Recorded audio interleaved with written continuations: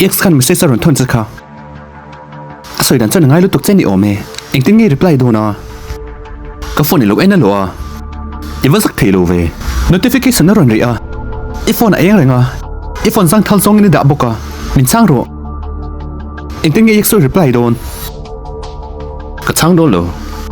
channel om kan ni a changin kan bi zo zo wa ne mai chen chul ka ngai lu tuk chati na in be ngai am ni ila na mai mai ni kha rita ka ta to kan ka te chu top dei to engki ma top to ni chuan enga nge ani chui la biak renga enga nge ka ngai lu tuk che te aron la ti a chan te chu chata ken kan in chena lom in mel ma khera ngai le nem kan in chena wangin chu mi puitling ho ti da na ni puitling ho chon ram rian kham ngai sin chon tu ne X khan kan in lai chin na hi azam ya lo ni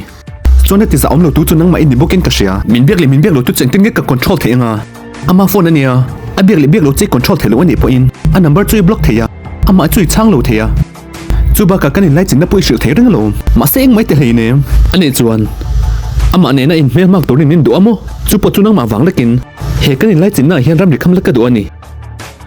ma se ti bok ring nek lo ve theling ai to koi na samai mai ni kha ka ngai to koi mai ma ya ingai amo ni pa kha sing nu na hian a option ni mai ka du lo wang zo ka ni chu ba ka kanin thren thuta i biak le thi tur ni ti ani tero ma se he te hi chu ka thlen tir ho lo wang itana i biak ka pan ni mai ka tum reng lo